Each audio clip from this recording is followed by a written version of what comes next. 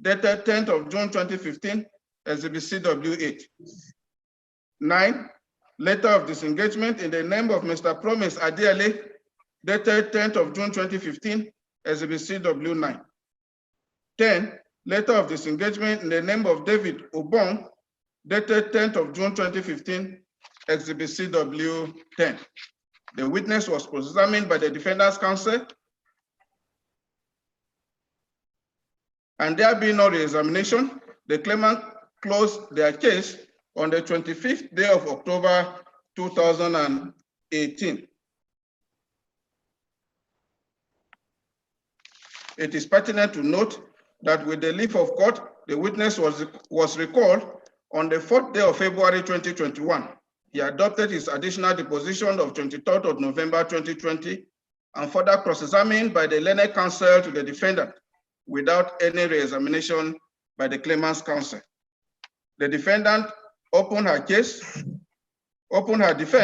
on the 19th day of October 2020 by calling its sole witness Felix Ekpo, the defendant's deputy base manager at the Nigerian Air Force Base in Port Harcourt, Rivers State. The witness identified and adopted his deposition, which was made on the 21st day of January 2020. The following documents were then tendered through the witness and admitted in evidence. 1, offer of employment in the name of Promise Adiale, dated 24th of April 2012, Exhibit DW1. 2, offer of employment in the name of Obong Ima David, dated 27th of September 2010, Exhibit DW2. 3, offer of employment in the name of Rufai S. Zakari, dated 16th of December 2007, Exhibit DW3. 4, offer of employment in the name of Mrs. Zainab Bendi, dated 19th of September 2012, Exhibit DW4.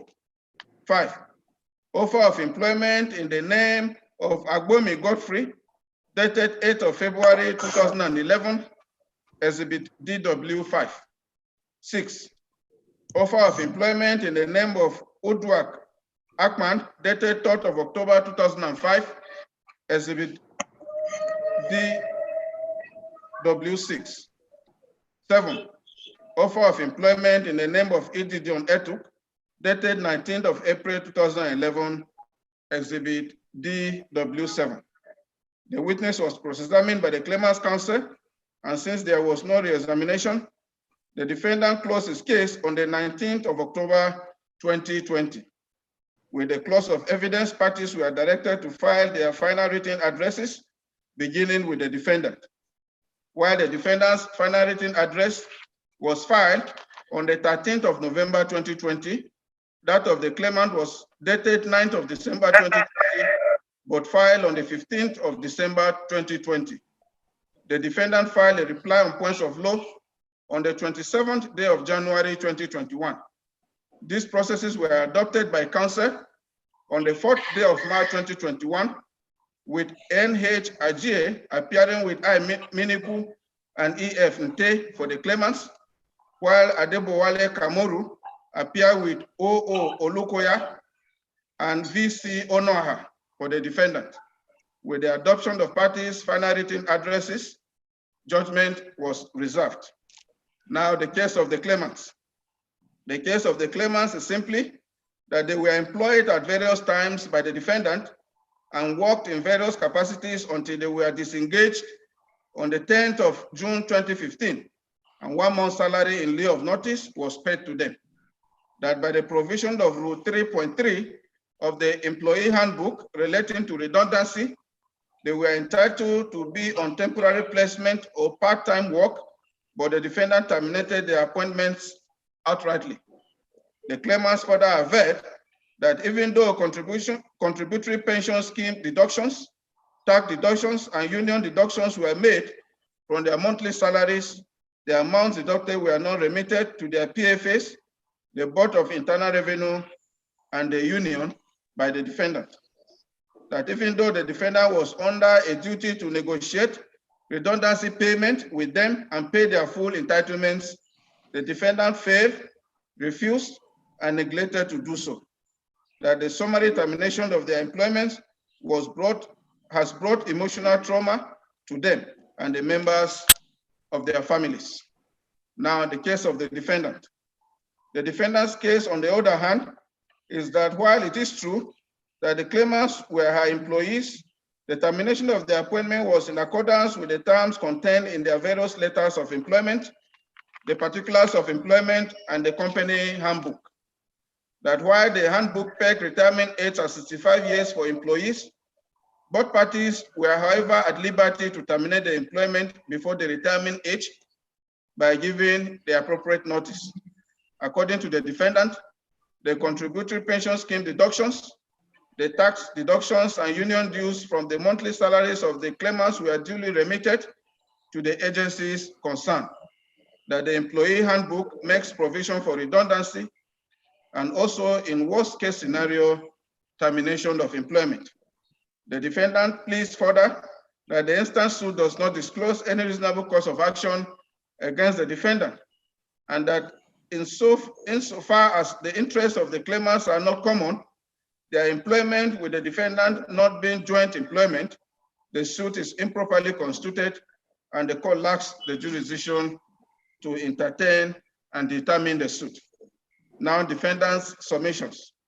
The defendant's three issues submitted for determination by the court are: one, given the claimant's employments with the defendant given that the claimant's employments with the defendants were separate and distinct, is this action properly constituted? Two, having regards to the claimant's pleading and evidence led thereof, is a reasonable cause of action disclosed against the defendant? And three, have the claimants, upon the available evidence on the records, established their entitlements to the reliefs sought? With respect to issue one, the counsel drew the attention of the court to paragraph 1AI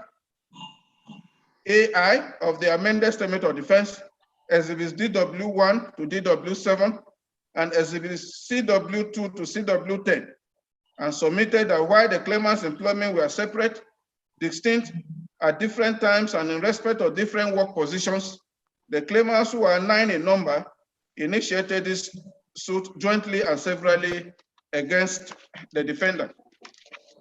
That only one witness gave evidence for the claimants, even when he confirmed during cross-examination that he had no written power of attorney from the other claimants to represent them in the suit. That the instant suit is improperly constituted, thereby depriving the court of the jurisdiction to determine the matter. Counsel referred to the case of Bosa versus Julius Berger PLC, citation is supplied.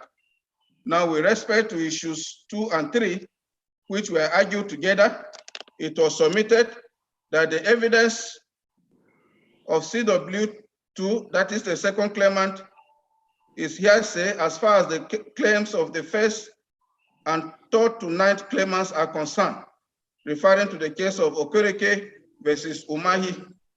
Learned counsel reproduced relevant portions of exhibit CW2 to CW10, DW1 to DW7, and clauses 3.2 and 3.3 of the employee handbook, that is exhibit CW1, as well as paragraph 14 of the amended statement of facts, and argued that since the claimants were paid 1 month's salary in lieu of notice, and disengagement of the claimants was not based on the declaration of redundancy, the defendant is not obliged to follow the redundancy procedure in clause 3.3 of the employee handbook, that is exhibit CW1, that the defendant simply exercised the right to terminate the employment of the claimants in line with clause 2 of the particulars of employment and clause 3.1 of exhibit CW1.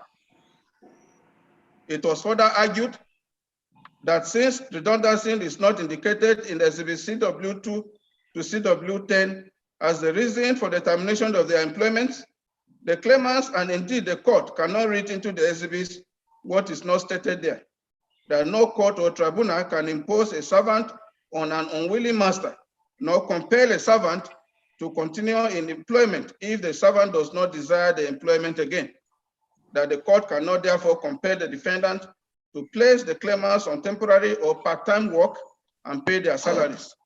On these arguments, counsel referred to the cases of Maiduguri Flour Mills Limited versus ABBA, Odiase versus Auchi Polytechnic, Ilodibia versus Nigerian Cement Company, Layade versus Panapina World Transport Limited, and Ajayi versus Texaco Nigeria Limited. Citations were also applied. That even where the termination of the claimant's employment is wrongful, as alleged by them, that would only constitute a breach of contract by the defendant, thereby entitling the claimants to what they will have earned over the period of notice required to lawfully bring the contract to an end. Counsel referred to Osuma versus Edo Broadcasting Services and another, as well as Okeme versus Civil Service Commission of Edo State and United PLC versus Ocholi. Citations were also applied.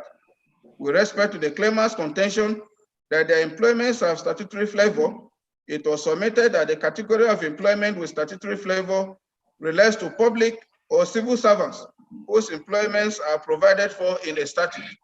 That the case of the claimants does not have statutory flavor, as they have not shown that the terms of their employments were based on any statute. It is rather an ordinary master and servant relationship. Counsel referred to Olaniyan versus University of Lagos Council, Shita Bay versus Federal Public Service Commission, Nigeria Airways versus Okutubo, and Nitel PLC versus Aqua. Citations are also applied. The court was finally urged to resolve issues 2 and 3 in favor of the defendant and dismiss the suit for being unmeritorious and baseless with substantial cost.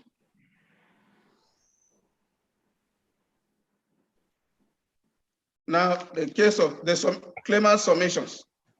The claimant's counsel nominated 2 issues for determination, to wit, 1, whether this action is properly constituted, and 2, whether the claimants are entitled to redundancy payments. While arguing issue 1, Learned Claimants Counsel referred the court to the provision of Order 13, Rule 1 of the rules of this court 2017, and posited that all persons in whom any right to relief is alleged to exist, whether jointly or severally, may be joined as claimants in one action, and judgment may be given for all of them. That the joinder of the claimants in this suit is permitted by the rules of court, which have the force of law and binding on the parties. Counsel referred to Onye Meuzio versus Ogio, Oyegun versus Nzeribe, and Marco versus Umo. Citations are also applied.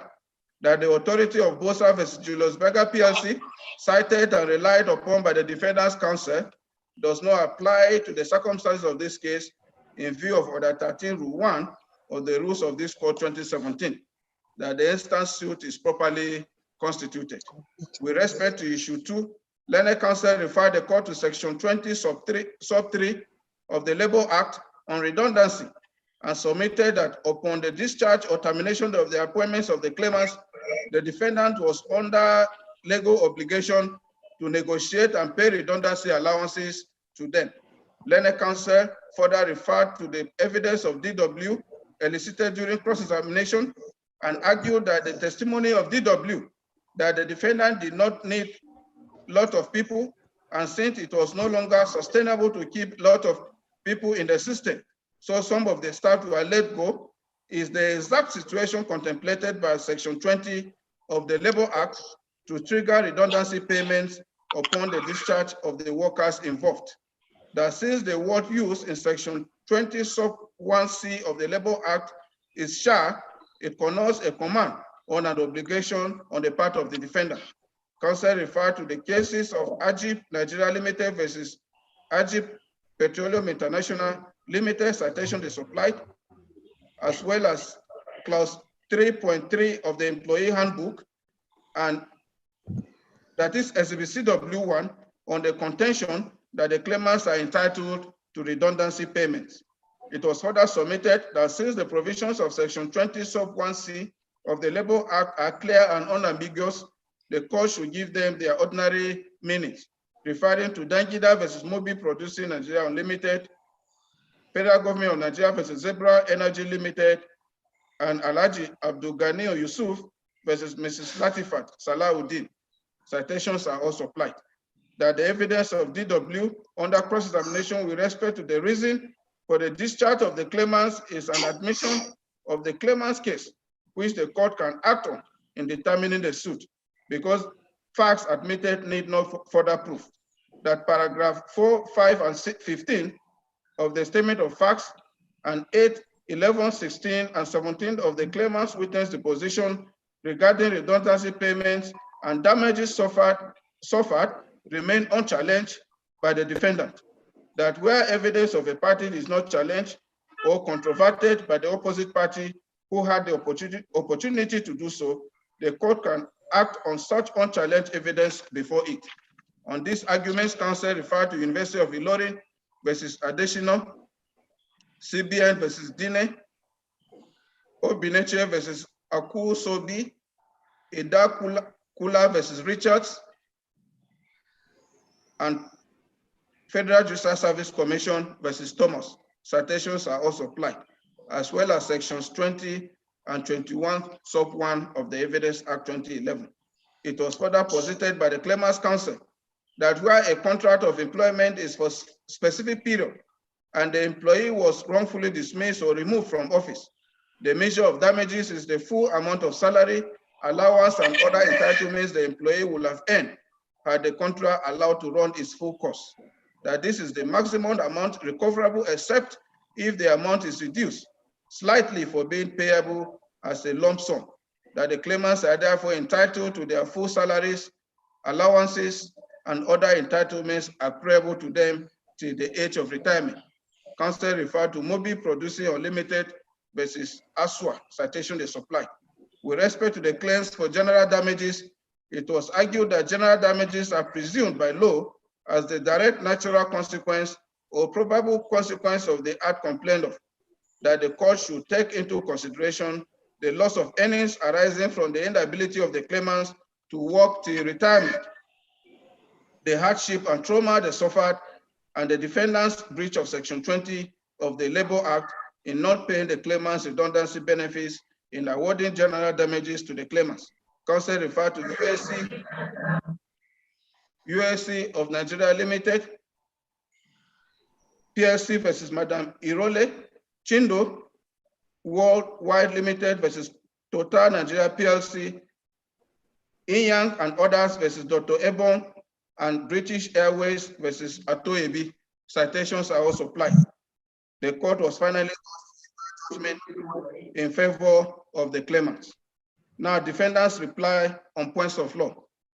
The defendants' counsel filed a reply address on the 27th of January 2021, wherein learned counsel replied with respect to the claimants' issue 1, that contrary to the contention of the claimants' counsel, the rules of this court 2017 has not overridden the authority of Bosa versus Julius Berger Supra, because the provision such as contained in Order 13 Rule 1 of the rules of this court 2017 is not novel.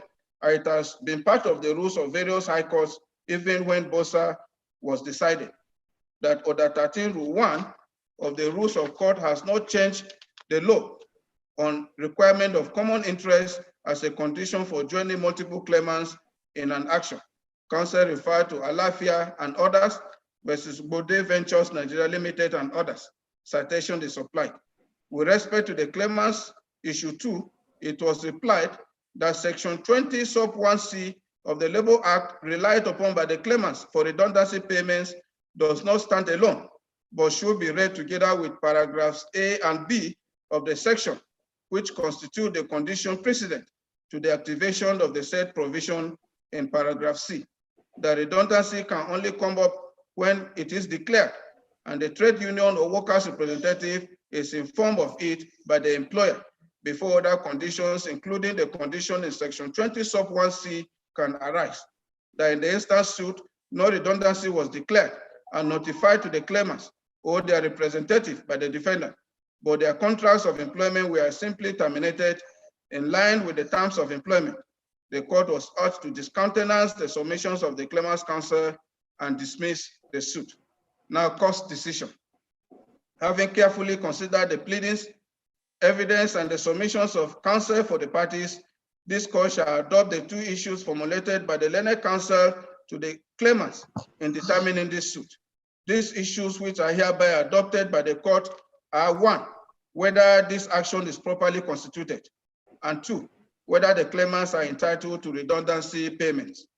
The contention of the defendant's counsel on issue 1 is simply that on the authority of Bosa versus Julius Berger PLC, the claimants whose contracts of employment are distinct and personal to each of them do not have a collective right to have warranted them suing the defendant in one suit or even take out a group action against the defendant, that the suit is therefore improperly constituted, thereby depriving this court of the jurisdiction to determine same.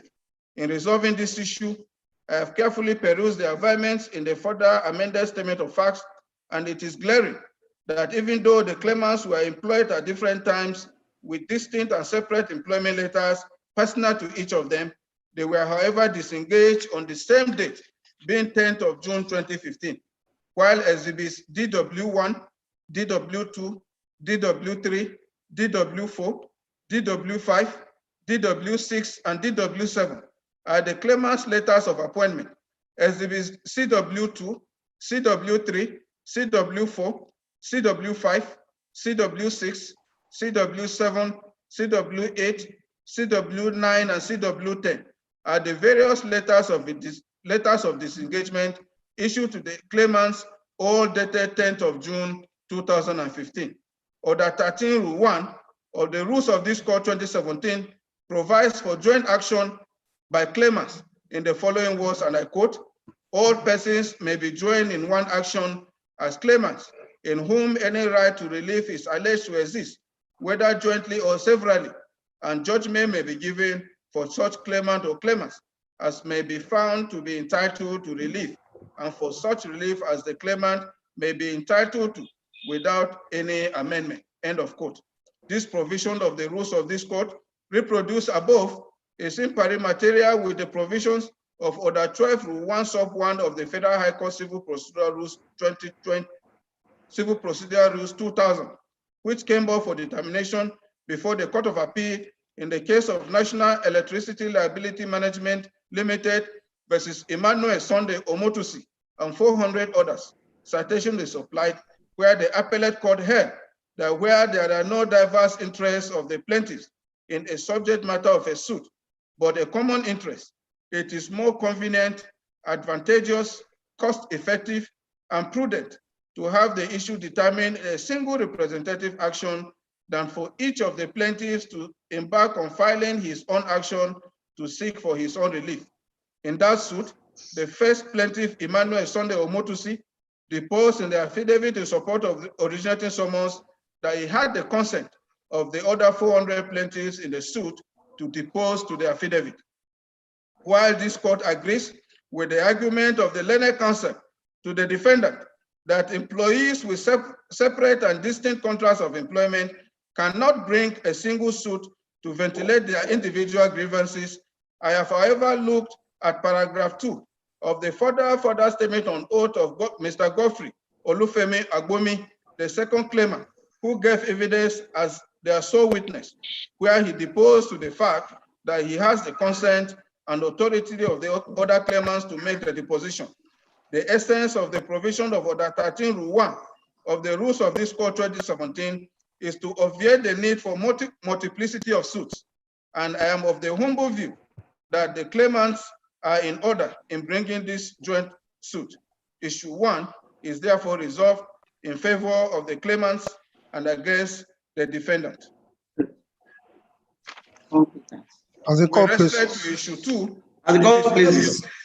with respect to issue 2, it is obvious that from the pleadings of the claimants, including the reliefs and the evidence on record, the claimants are claiming redundancy payments, ostensibly relying on the provisions of Section 20 Sub 1C of the Labor Act.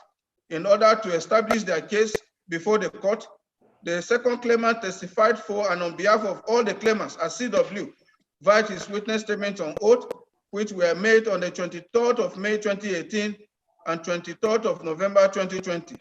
Since the evidence as contained in the witness statement on oath is virtually a reproduction of the averments in the pleadings, there is no need to reproduce them again. During cross-examination, the witness answered that he was asked by all the claimants to represent them in the suit, but that he has no power of attorney for the authorization, that the handbook of the defendant is in evidence before the court, and there is no written document concerning the disclaimer in paragraph 7 of his deposition. The witness affirmed that the contributory pension deductions and tax deductions were to be paid to the appropriate pension and tax offices, and that he did not write to the pension and tax offices to complain about non-remittance of the deductions, that from the agreement with the company, he has the right to leave the company even before his retirement, and the company can also let him go based on the agreement.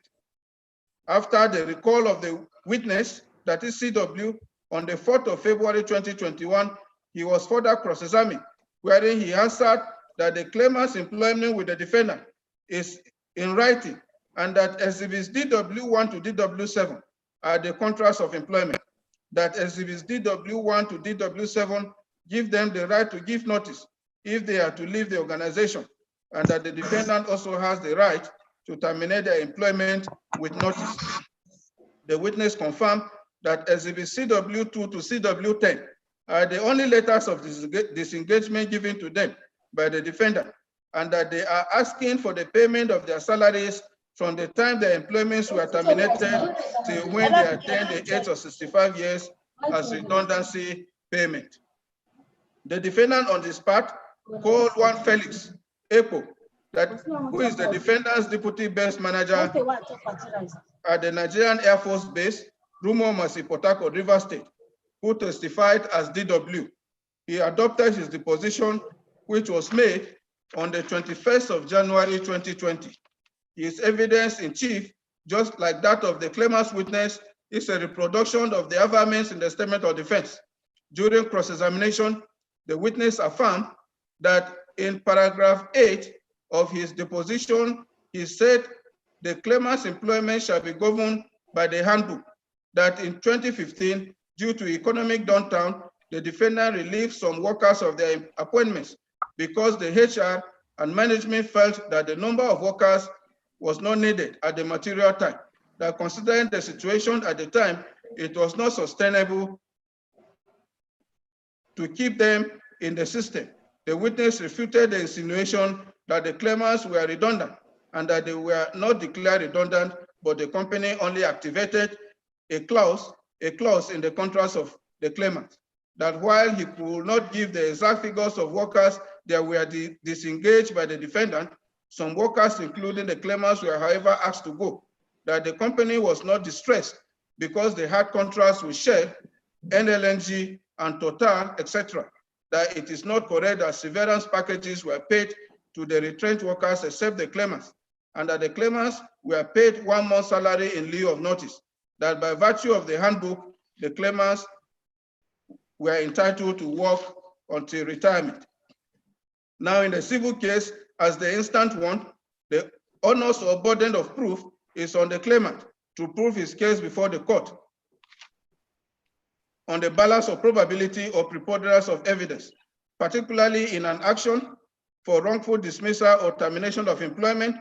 The onus is on the claimant to prove not only the existence of a contract of employment between him and the defendant, but also the very term or terms of the contract breached by the employer in bringing the contract to an end. In the case of Buka Modu Aji versus Chad Basin Development Authority and another citation they supplied, the Apex Court held us on onus of proof in the case of wrongful termination of employment.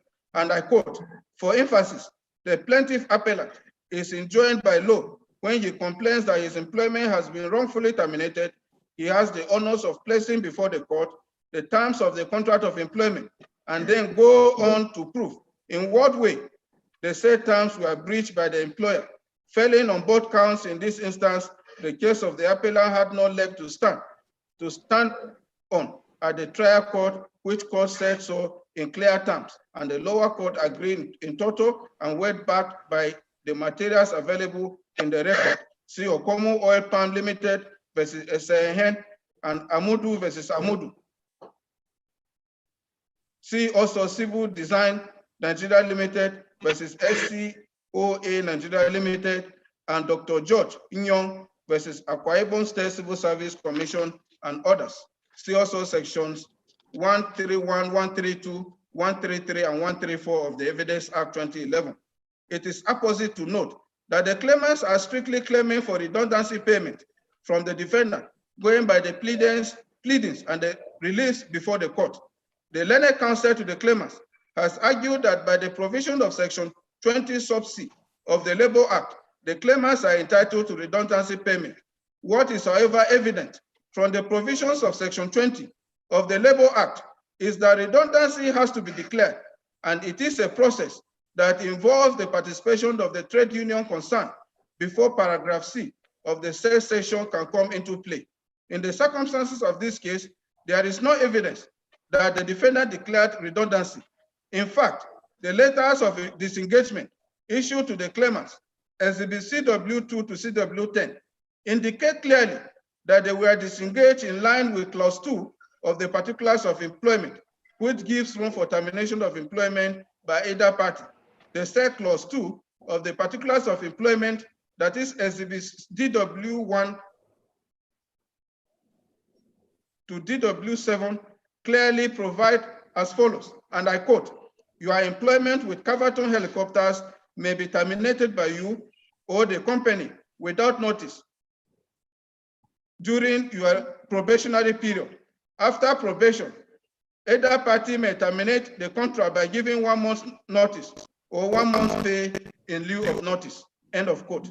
It is obvious that contrary to the claimant's contention, they were not declared redundant by the defendant.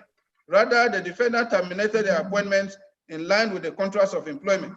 And it is in evidence as admitted by the claimants in paragraph 3 of the further amended statement of facts that they were paid 1 month salary in lieu of notice. I have also looked at clause 3.2 and clause 3.3 of the handbook, that is Exhibit CW1, relating to retirement and redundancy. And I do not see how the provisions will help the case of the claimants. I say this because the reliefs in this suit are not redundancy computations, but what the claimant will have earned as salaries from when they were disengaged to the time they will attain 65 years retirement age. In other words, they are asking for payment of monthly salaries for the remainder of the years they will have worked for the defendant up to the retirement age of 65 years. The point must be made that this suit has no statutory flavor, being a master-servant relationship. And in labor law, a worker cannot be paid for the remaining years he is to attain the age of retirement. No court can grant a claim for payment of salary up to the retirement age of the employee, because an employer does not guarantee a worker's employment until he attains the age of retirement.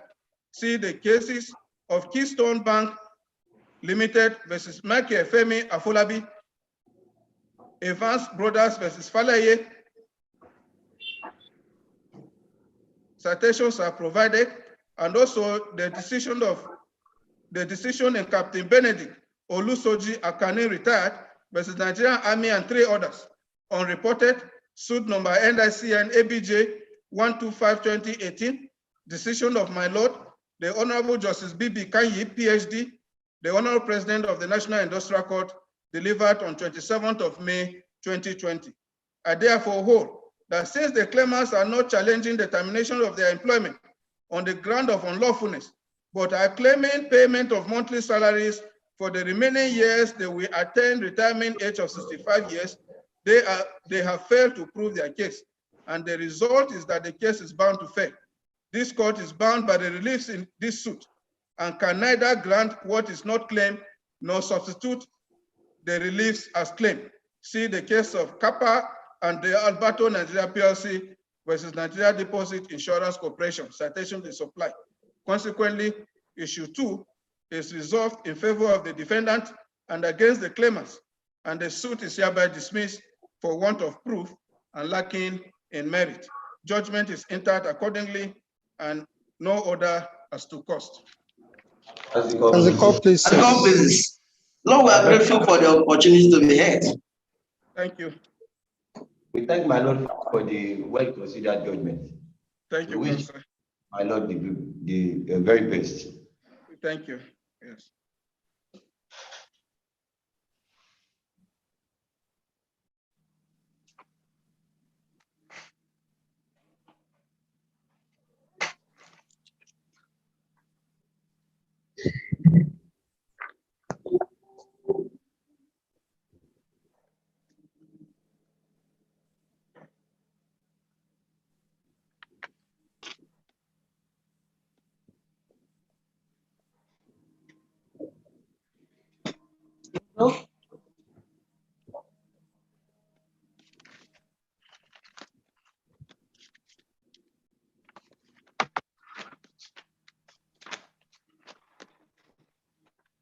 Yes, I will now come to the rulings.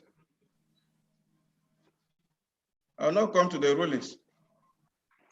But just give me like 1 minute. I will be back. I'm still here. Just want As to the let court them pleases. sort the file. As the court pleases. As the court pleases. As the court pleases.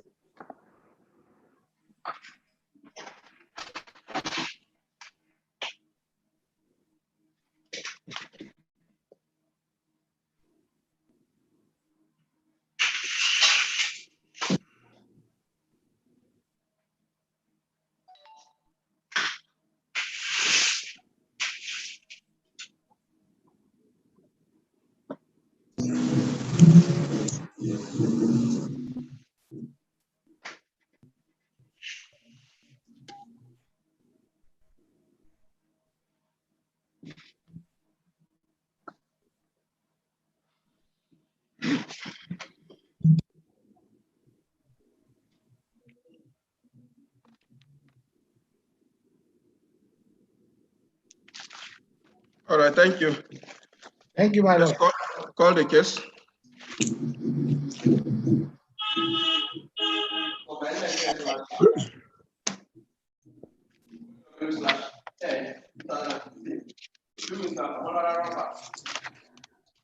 Mr. Samuel, Nadweba, Mr.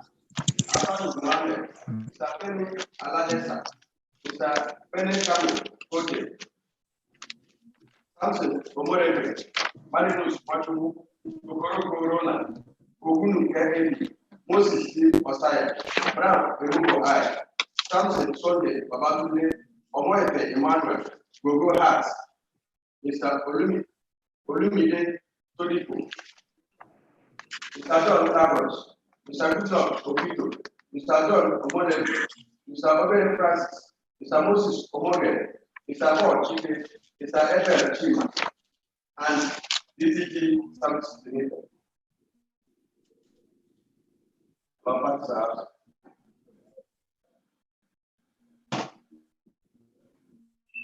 Yes, Counsel. With profound humility, my lord, OG, Yes. my appearance is for the claimant respondent. OG Ojo. Yes, my lord.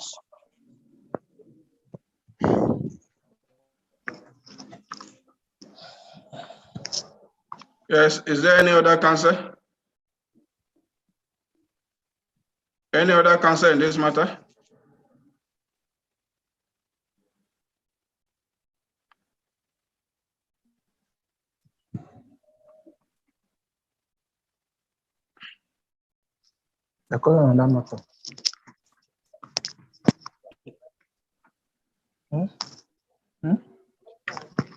Yes, this is the court's ruling.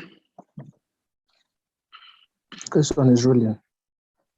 This ruling is in respect of the defendant applicant's motion on notice dated and filed on the 3rd day of March 2020. The application, which was brought pursuant to Order 13, Rules 4, 17, 21, and Order 17, Rules 1 and 2, as well as Order 26 of the Rules of this Court 2017, and under the inherent jurisdiction of the Court, seeks the following reliefs. A, an order granting the defendant applicant leave to amend his statement of defense and witness statement on oath. B, an order joining Axis Petro Consultants Limited as co-defendant in this suit. C, an order granting the defendant applicant leave to file its counterclaim and documents in support of same. And D, and for such further order or orders as the court may deem fit to make in the circumstances. The application is supported by a 12-paragraph affidavit sworn to by Kate A. Mochai, the Human Resources Manager of the defendant applicant. Annexed to the application are document marked as exhibits A, B, C, D, D1, and D2. In the written address accompanying the application, the learned counsel proposed a loan issue for determination to wit whether the defendant applicant is entitled to the various reliefs sought. Arguing the loan issue, learned counsel referred the court to the provision of Order 13 Rule 17 sub 1 of the Rules of Code 2017 and posited that the aim of this application is to aid the court determine the dispute between the parties to conclusion. That from Exhibit A annexed to the supporting affidavit, the defendant applicant is only an intermediary through which the claimants were recruited, but their salaries and allowances were paid by the parties sought to be joined. That the parties sought to be joined, Axis Petro Consultants Limited, is a necessary party to the suit and should therefore be joined as co-defendant to avoid multiplicity of suits. Counsel referred to Green versus Green, as well as Babayeju versus Ashamu. Citations are supplied. In opposition to the application, the claimant's respondents filed 10 paragraphs counter affidavit deposed to by Fubara Gold Ibifuro, the litigation secretary in the law firm of Yemi George and Co. on the 6th of March 2020. Annexed to the counter affidavit, the document marked as Exhibit CA1. In the supporting written address, learned counsel identified 3 issues for determination, to which 1, whether a company in receivership can initiate or defend an action in respect of a matter that arises from the assets of the company or unsecured debt, and 2, whether this application does not constitute an abuse of court process in law, and 3, whether this application does not constitute an appeal on the ruling of this honorable court delivered on 7th of November 2019. In the argument on the first issue, learned counsel drew the attention of the court to Exhibit CA1 annexed to the counter affidavit and argued that since the parties sought to be joined is in receivership, the defendant applicant has no legal capacity to sue it. That the parties sought to be joined is not a proper party to be joined in this suit. Counsel referred to Standard Printing versus NAB, as well as Intercontinental Nigeria Limited versus NPFMB. Citations are supplied. With regard to issue 2, it is argued that the instant application amounts to an abuse of court process in view of the decision of the Rivers State High Court in Exhibit C annexed to the application, that this court cannot sit on appeal to review the decision of the Rivers State High Court. Counsel referred to R. Benke Nigeria Limited versus Cadbury, as well as Sky Bank PLCs versus Iwu. Citations are supplied. Now, with respect to issue 3, learned counsel referred to the ruling of this court, which was delivered on 7th of November 2019, wherein the court struck out the name of the party sought to be joined, that is Axis Petro Consultants Limited, and submitted that this court lacks the jurisdiction to sit on appeal over its decision, that a party who is not satisfied with the court decision can appeal against it and not to return to the same court for the court to overrule itself, that the instant application should therefore be dismissed for being an abuse of court process and award punitive costs against the applicant's counsel personally. Counsel referred to Onyebuchi versus INEC, Kwage versus Gwandu, AG Kwara versus Lawal, and PDP and others versus Biabarakumo.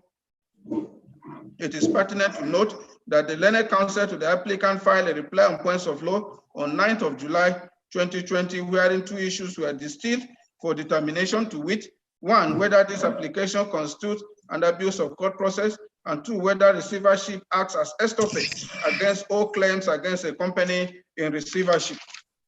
On issue 1, learned counsel, in replying to the arguments of the claimant's respondents' counsel that this suit is an abuse of court process, submitted that an application for joinder can be made in the suit where the party sought to be joined is a necessary party, that this application is not an abuse of court process, referring to Order 13 Rule 4 of the Rules of Court 2017. With respect to issue 2, learned counsel to the applicant submitted that contrary to the contention of the claimants counsel, a company in receivership does not lose its legal capacity, but that the receiver is merely appointed as an agent of the company, that a company in receivership is not shielded from its liabilities, debts, and legal actions, and receivership does not operate at estoppel from legal liability of companies and repayment of monies owed. That since there is no claim against any assets of the parties sought to be joined, the question of which asset is in receivership does not arise. The court was urged to discountenance the arguments of the claimants counsel and grant the application. Counsel referred to Intercontractors Nigeria Limited versus UAC Nigeria Limited, Commercial Bank Credit Leoness Nigeria Limited versus Okoli, Christ Lab versus Majeko Dumi, and Intra-Contractors versus National Provident Fund Management Board. Citations are also applied, as well as Iron and Steel Company PLC versus Tejumola Nigeria Limited and another. It is pertinent to note that the parties sought to be joined neither file any process in opposition to the suit nor put up any appearance in court, despite proof of service of the application on the company. Now, court's decision. I have carefully considered the application, the facts deposed in the affidavits, and the arguments of the learned counsel to the parties in this case. And it is clear that the loan issue identified by the defendant applicant will suffice in the circumstances of this case. The substance of the application as deposed in paragraphs 4, 5, 7, 8, and 9 of the supporting affidavit is that this suit relates to the unpaid salaries of the claimants, which the parties sought to be joined is solely responsible for. And since it is unwise to institute a fresh action against the parties sought to be joined in view of the pendency of the instant suit, the defendant applicant has brought this application seeking to join Axis Petro Consultants Limited as a defendant, being the company the claimants worked for. That the parties sought to be joined, Axis Petro Consultants Limited, is a necessary party to this suit and should be so joined. It is apposite to state that some of the factors or principles required in an application of this nature for joinder were listed as follows in the case of Attorney General of Edo State versus Oriene Okere Esquire and others. Citation is supplied. 1A. The party is aggrieved or likely to be aggrieved by the result of the litigation to the extent that he will be directly, legally, or financially affected by the result of the litigation. B. To avoid multiplicity of suits arising from the same subject matter or race. C. To enable the court fully, completely, and effectively deal with the suit in order to frustrate or stop a possible future litigation on the subject matter. D. To ensure that the principle of fair hearing under Section 36 of the 1999 Constitution as amended and natural justice rule of the ultra partem are not breached. And E. To avoid loss of jurisdiction by the fact of non-joinder. See also Omediji Olaseni versus Olaseni, Green versus Green, Dark Communications Nigeria Limited versus Wasadelma Nigeria Limited, and Okonko, Okata, and others versus James, Dinaize, and others. Citations are supplied. It is therefore tried that the main purpose of joining the person to an action is so that he should be bound by the result of the action, and the question to be settled must be a question in the action which cannot be effectually and completely settled unless he is a party. It may be opposite to note that the party sought to be joined, Axis Petro Consultants Limited, was a party, second defendant to this suit.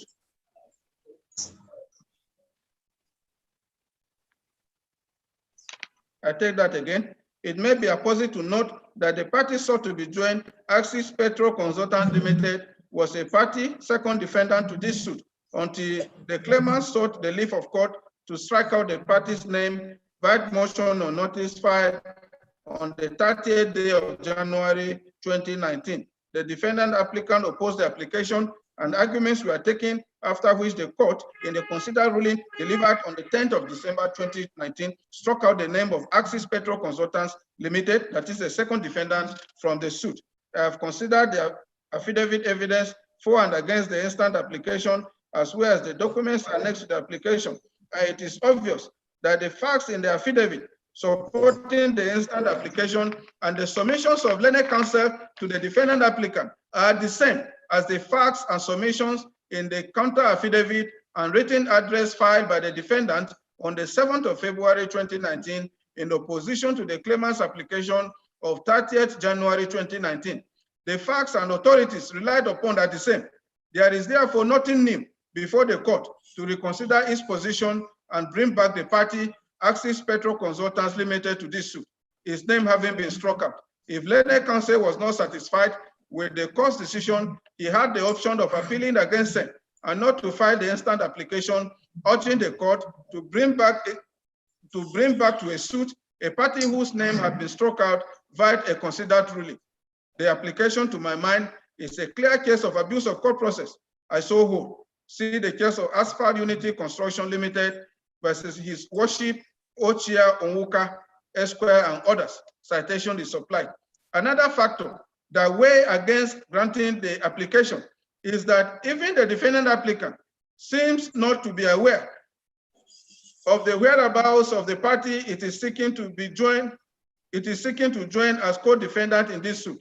I say this because while the defendant applicant filed the application on the 3rd of March 2020, the application could not be taken on time because of the inability of the defendant applicant to serve same on the party sought to be joined, as no address of service was indicated on the application.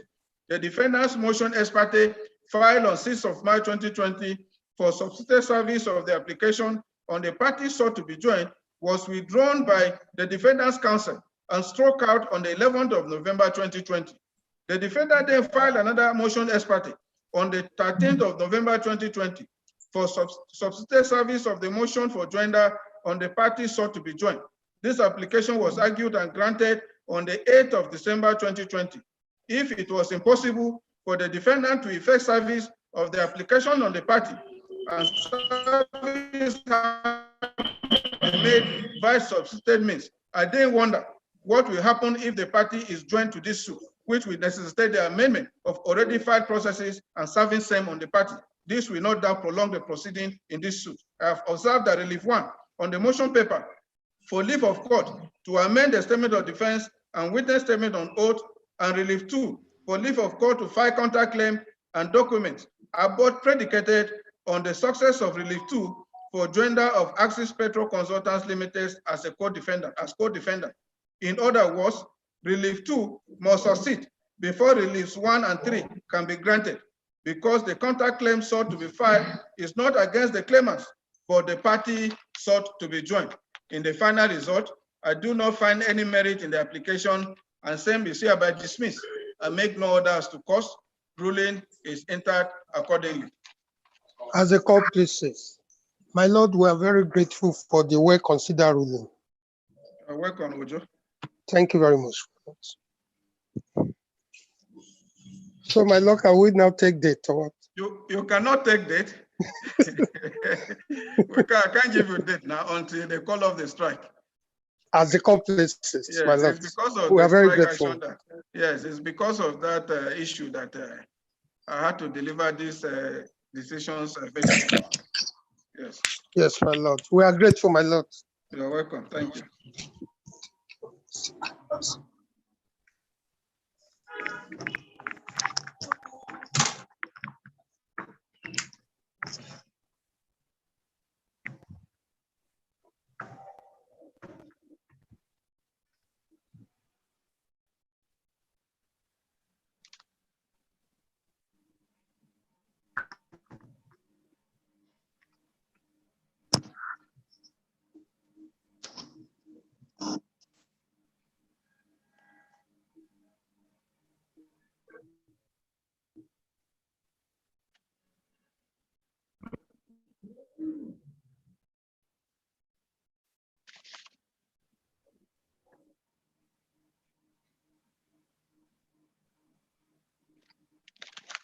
Yes, thank you. Call the next case. Yes, call the case.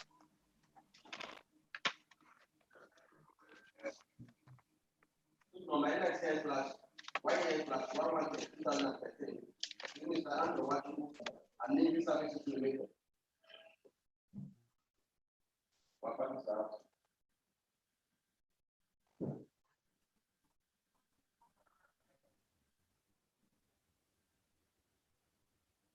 Yes, Counsel.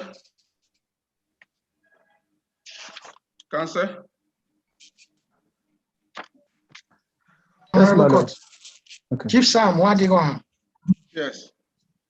Chief Sam Wadigon, I'm appearing for the judgment debtor defendant applicant.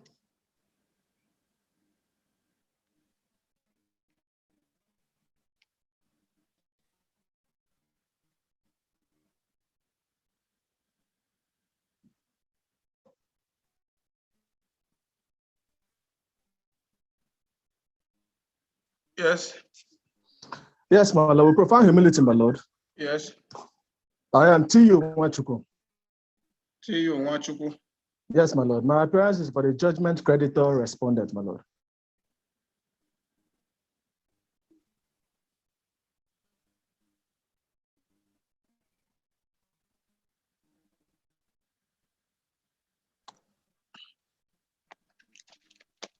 Thank you. This is the first ruling. This ruling is in respect of the defendant judgment debtor applicant's motion on notice dated 27th of November 2020 and filed on the 8th of December 2020, praying this court for the following reliefs. A, an order of court staying the execution of the judgment of the Honorable Court delivered in this suit on 12th day of October 2020, pending the granting of leave to appeal to the applicant by the Court of Appeal and the hearing and determination of the applicant's appeal. B, and for such further or other orders as the Honorable Court may deem convenient to make in the circumstance. In support of the application, 13 paragraphs affidavit deposed by Mrs. DNA Odifren Chinda, the Managing Director of the applicant. Annexed to the application is a document marked as Exhibit AA. In compliance with the rules of court, the applicant's counsel also filed a written address wherein this loan issue was identified for determination, whether the court ought to grant this application.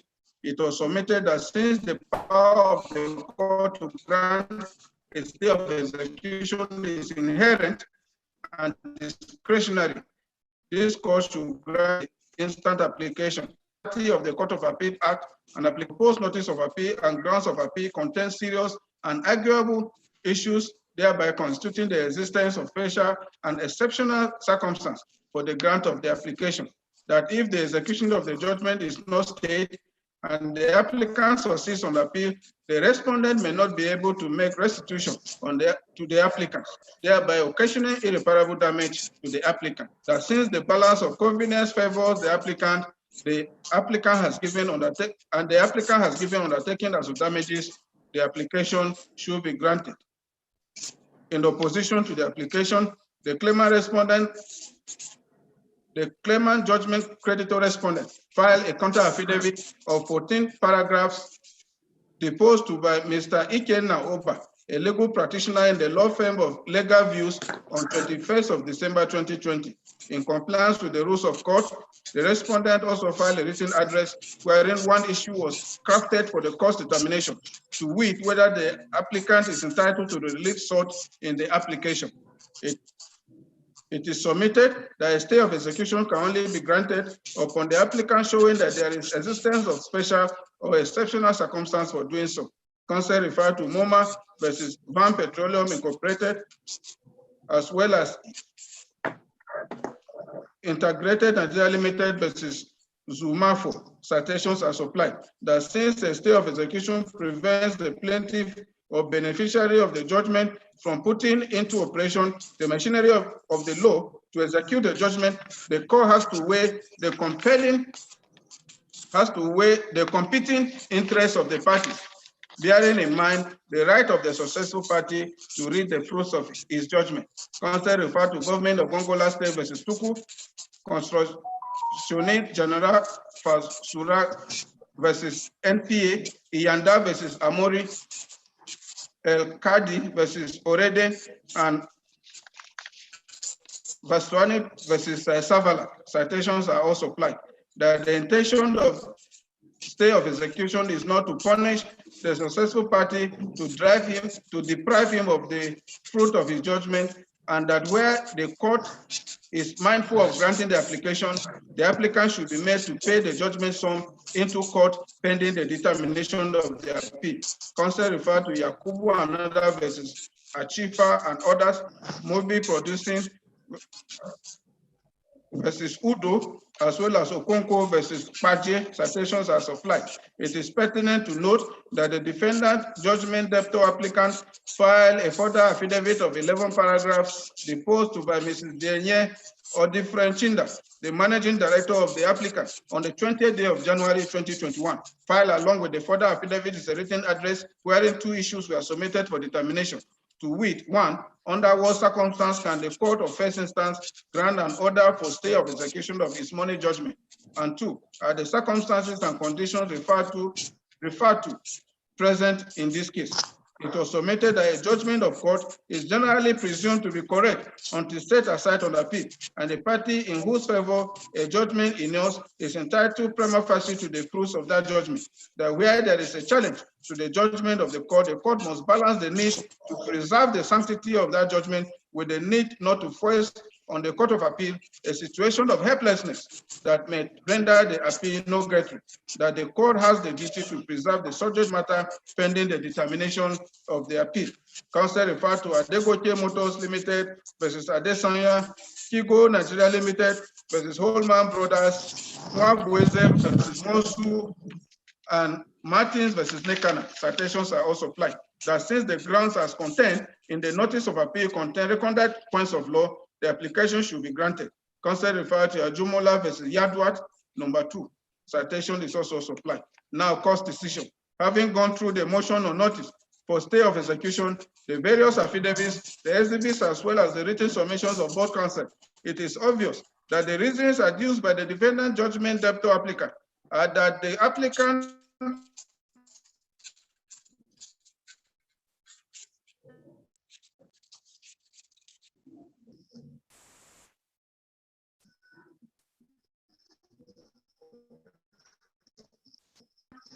has taken steps to appeal against the decision of substantial issues of law, and that if the judgment sum is paid to the respondent, he will not be able to pay back if the appeal succeeds. The court should stay the execution of the said judgment pending the determination of the appeal. See paragraph 3, 4, 5, 6, 7, 8, 9, 10, 11, and 12 of the affidavit in support of the application, and paragraph 5, 6, and 7 of the further affidavit filed on 20th of January 2021. The principles for the grant of an application for stay of execution as the instant one have been rightly canvassed by both learned counsel. These principles which are not exhaustive, have been reiterated in so many cases, including the case of Chai Ajumole versus John Itakema Yaduat and another citation is supplied, where the Supreme Court held as follows, and I quote, for the avoidance of doubt, a recondite point of law, such as can constitute a special circumstance for the purposes of a stay of execution, is in my view not a point of law which, as suggested by the learned trial judge in his decision, the subject of this appeal, not a difficult point in an area of law on which there is no previous authoritative decision.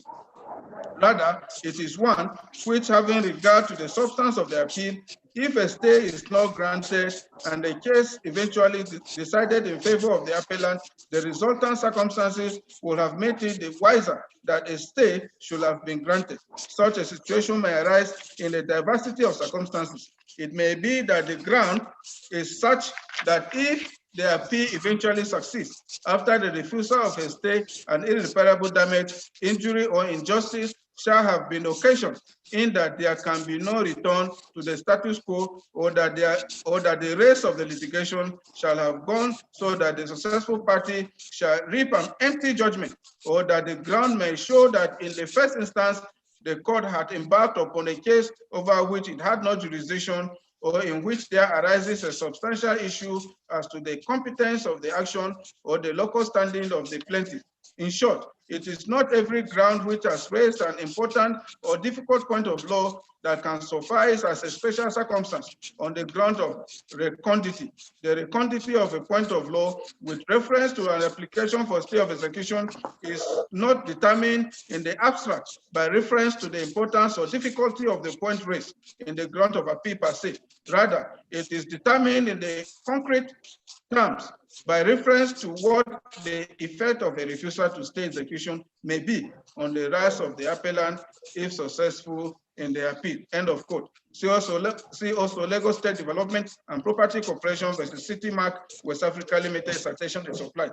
It is apposite to state that by section 47 of the National Industrial Code Act 2006 and order 64 rule 8 sub 2 and 3 of the rules of this code 2017, the mere filing of an appeal or an application for stay cannot operate as a stay of execution.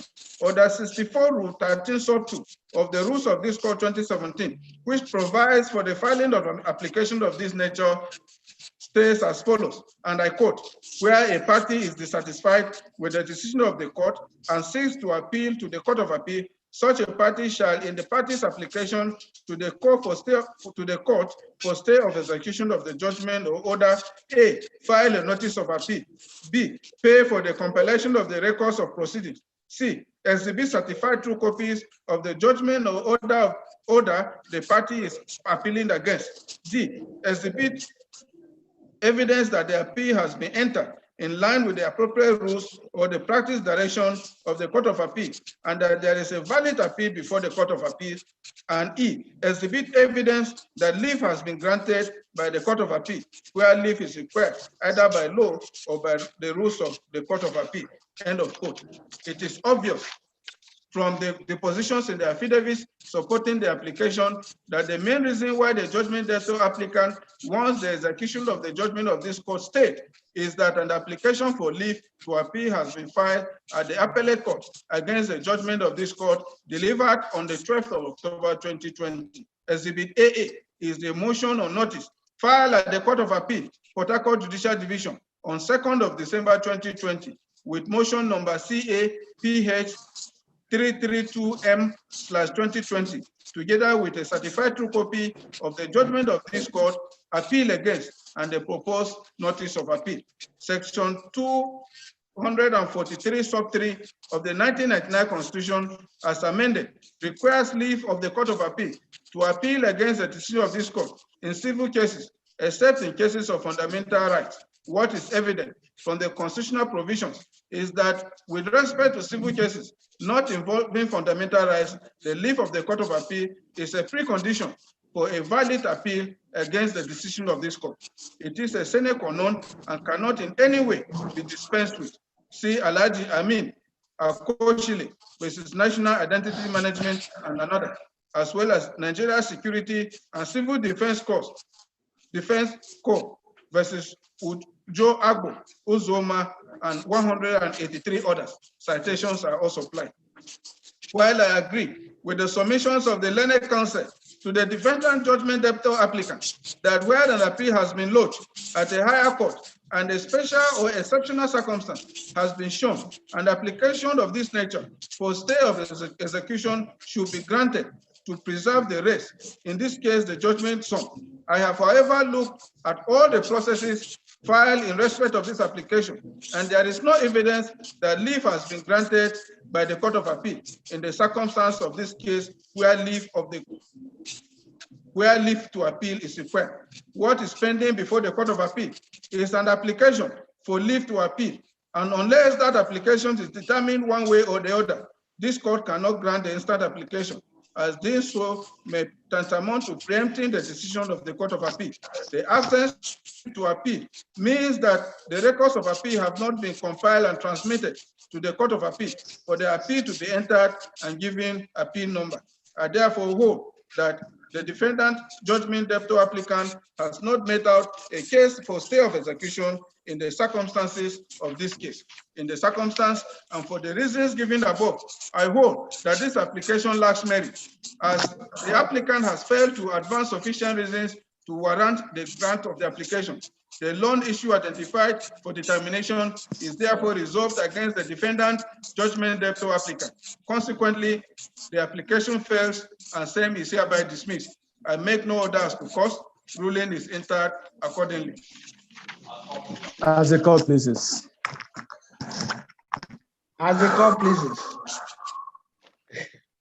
My Lord, we are grateful for the well-considered ruling. Thank you, Chief Sam. As the court pleases. My Lord, we are very, very grateful for this well-considered ruling. I cannot thank you enough, my Lord. And I believe my dad will be thanking you from wherever he is, my Lord. I'm grateful, my Lord. Thank you, Nwachukwu. Thank you.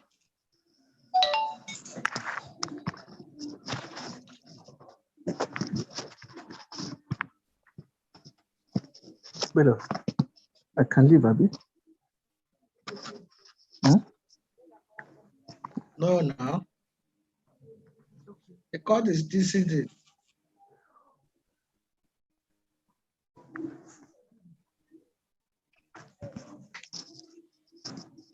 Nwachukwu. Moga. Yes, so thank you, Aurice. Thank you. As the court As the court pleases.